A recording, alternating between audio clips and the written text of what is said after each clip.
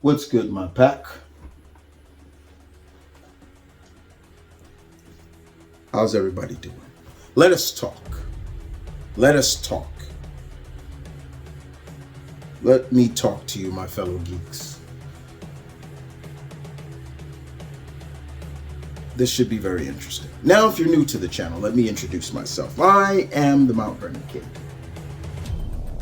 100% geek. I am known under many names. The Omni-Geek High Lord of New York, the Honorable Warrior, the Alpha, a couple of names. But the one thing people know me by is just being very honest and representing his geekiness to the fullest. So let us talk. And what are we here to talk about? I'm here to talk about Gal Gadot. With seemingly being the demise of the current state of the DCEU, I think it's about time that we talk a little bit about the actors that have portrayed these characters from DC Comics. And I feel that I gave a little bit on the take of Mr. Henry Cavill in the last video I did. I think it's time that I talk about another actor, or I should say actress, that represented a character or 1/3 of the Trinity of DC. Gal Gadot as Wonder Woman. Now, what I'm here to do, I will talk about my likes, how I felt about her, my dislikes in terms of the negativity towards her, but more importantly, overall, what I appreciated about her portrayal as this long-standing character that first debuted back in the 40s.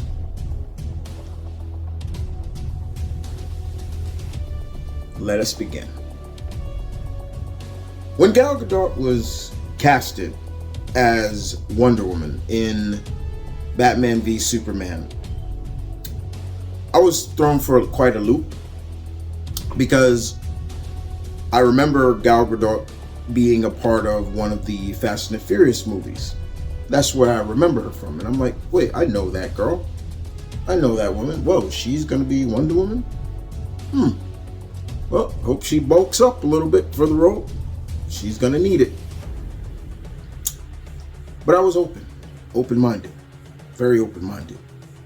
I felt indifference to most people who threw the negativity through the shade of negativity, the negative vibes. Oh, she's too small. Oh, she's in the gym, but she doesn't even look like she's gaining any kind of muscle mass. Oh, her breasts are too small. The boob is not enough. Great song. Breasts are too small. That kind of negative is what I could not stand, and I felt so bad for her. Because what does a woman's breast have to do with the portrayal of a character?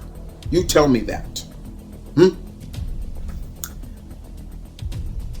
When she came on the scene, when we saw her, I was like, okay, it's all right, you know. But seeing her in action gave me a little bit of praise. I was like, okay, that's not bad. Seeing her in costume, and that beautiful music, but it had a great vibe to it. It felt very Greek, but adding a little rock to it as well.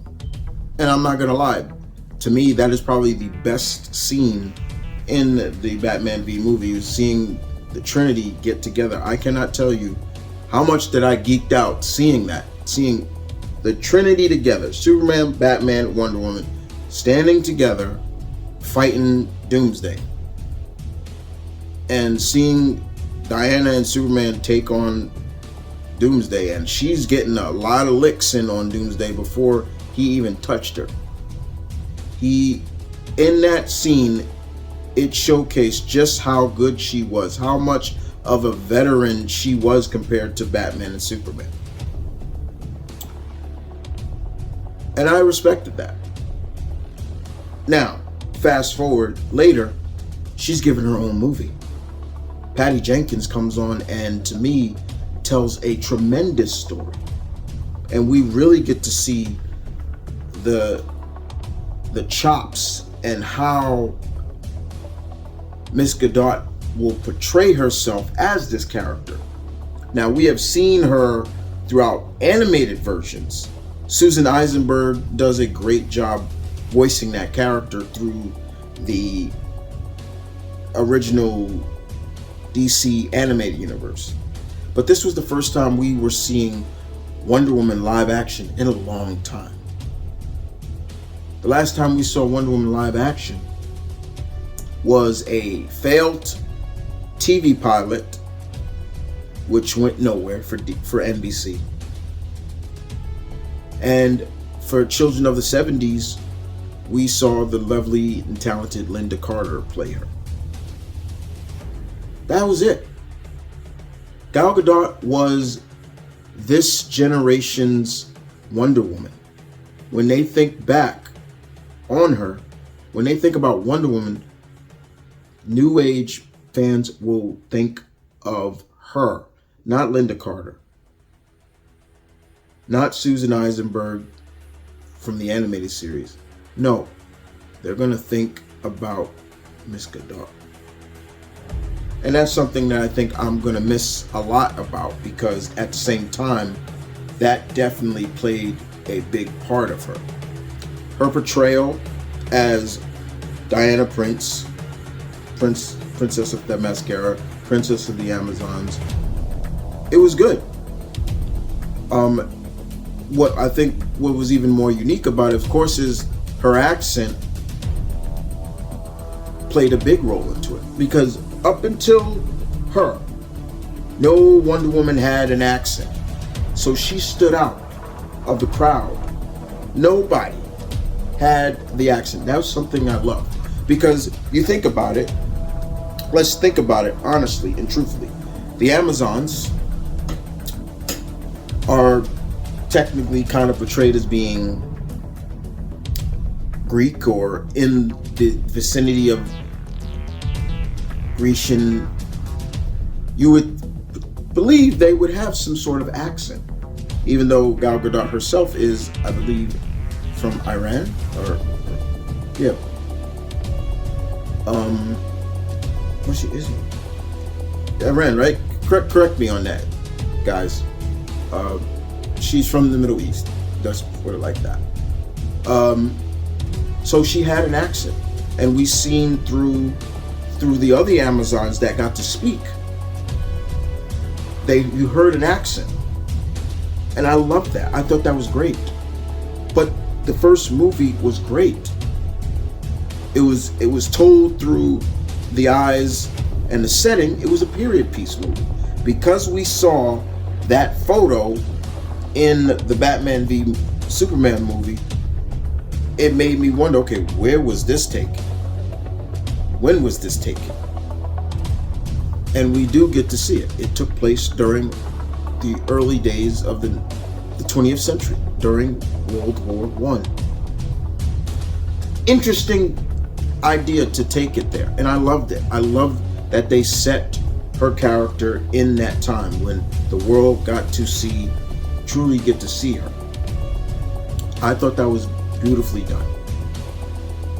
And she portrayed that character very much like, especially in that first movie, a lot of a reminder of Christopher Reeve's Superman. You cannot tell me she didn't. But at the same time, you loved her performance. And Patty Jenkins did a great job executing that movie. I left that movie with a smile on my face, because the And to me, the great scene that I loved, and it still is such a part of me, and still puts a smile on my face, is the scene of No Man's, when she's telling Steve and his team, we have to go and help that village, and he's like, that's not what we're here for. And she just is like, screw that. She puts the tiara on and is like, no, we're going. And she walks out there, because what Steve said, that's no man's land. No man can get by. I love that scene of showing, because to me it was symbolism of all the negative crap that she had to put up with when stills of her were out. All the crap. Oh, she's too small. Fuck that. Block. Oh, she's too this. Block. Oh, her breasts are small. Block. Push it out the way and move forward. I love that scene. It was beautiful. It was beautiful until she finally got there, broke the line. I loved it. We fast forward to Justice League, and to me, all that work that was done in the first movie was nowhere to be seen. Diana didn't feel like the veteran. She felt different.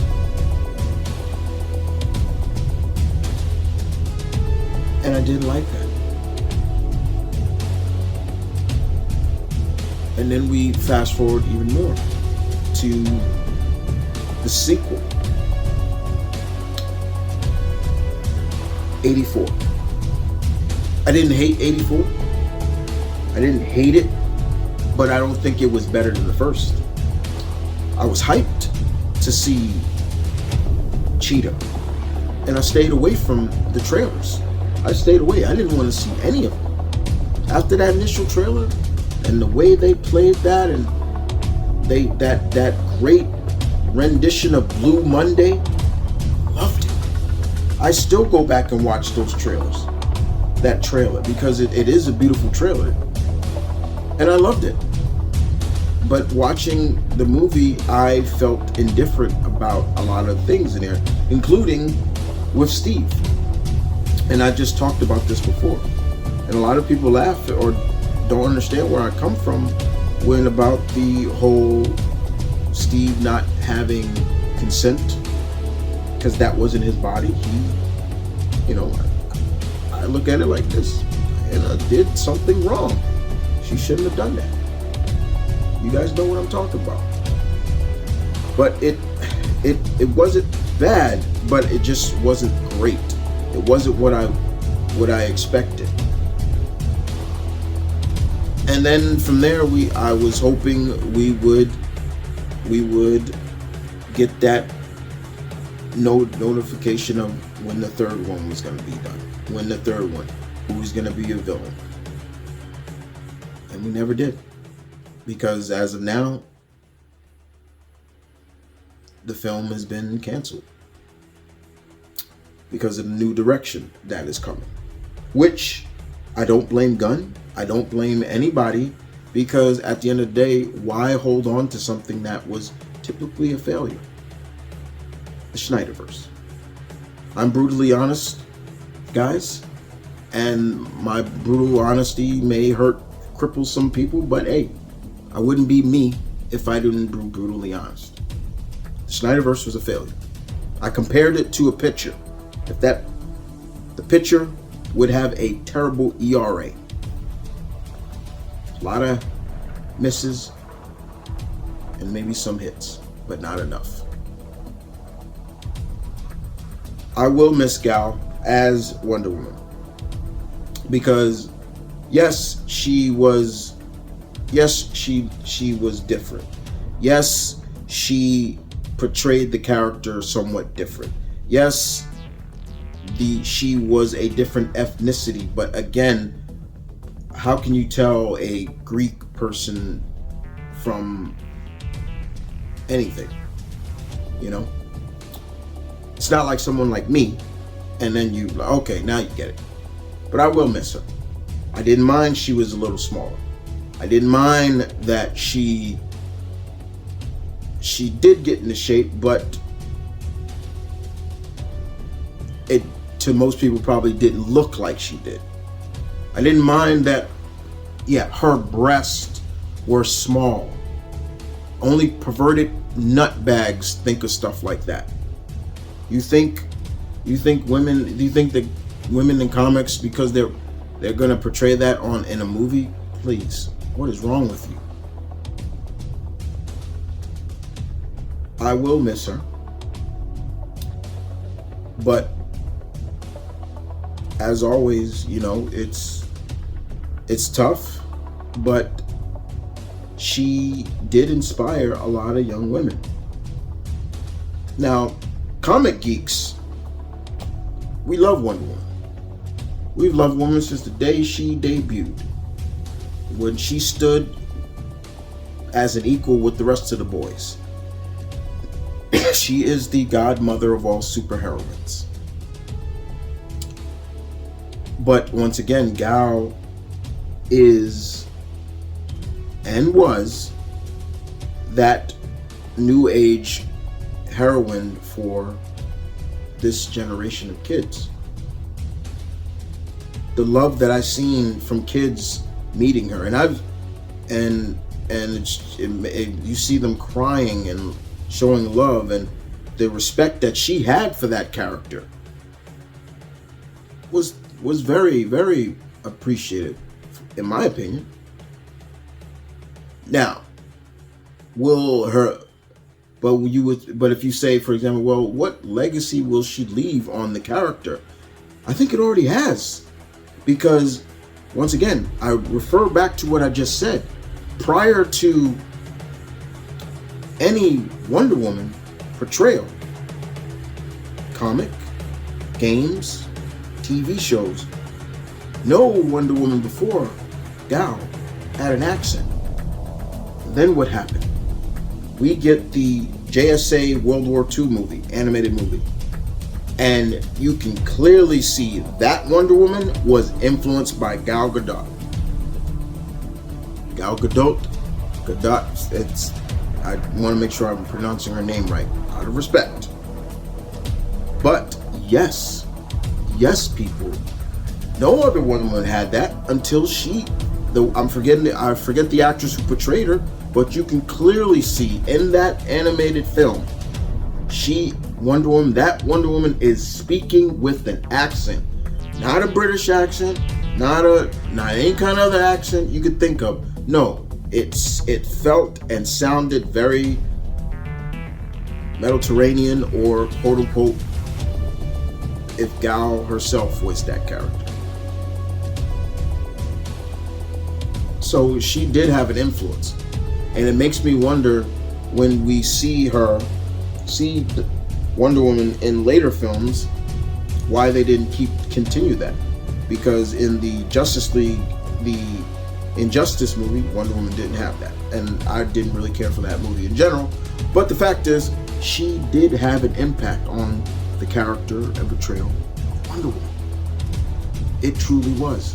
It truly is her. At the end of the day, I, for one, would like to say thank you to her. Thank you for trying. Thank you for at least giving us a great first run. And I wish you could have ended on your terms. I wish there was a third movie. I wish there wasn't the quote-unquote creative differences and this and that. I wish Patty Jenkins was given her last hoorah. Finish out. What I wanted from 3 was simple. There was only one thing I wanted from the third movie, and that was Cersei's. That is the one character I wanted. Cersei's.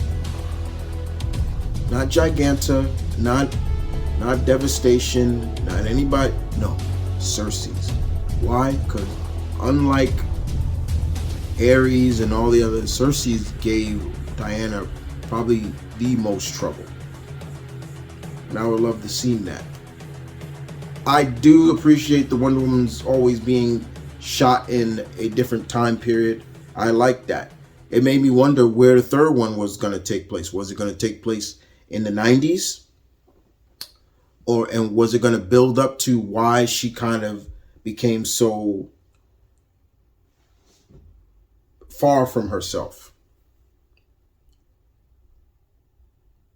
I will always feel that Diana has always been an emissary of love. That was the one thing I loved about that first movie, where she talked about my love will, and it was true. Diana does things, but it is out of love, not hate. Love. That's always what she's been about. And in the beginning, they portrayed portrayed it like that. But at the end of the day, I do appreciate what she gave us. Despite all the negativity from the fools out there, those negative words that I just mentioned, I'm not going to mention them again. She will have an everlasting essence on that character, especially live action wise. Until someone else comes along and either makes it better, and people are going to start saying, Gal who? Oh, you're talking about that the woman that played her before this woman. It makes me wonder what is in store for the future. Will we see a new Wonder Woman? The point is, guys, I have appreciation for Gal and what she did for that character. What say you? So let us talk in the comments section down below, guys, and give me your input on Gal Gadot as Wonder Woman. I want to hear it. Do you feel indifferent? Do you feel similar to how I feel? Or do you just have a whole different take? I'm ready and waiting. And with that, you guys take care.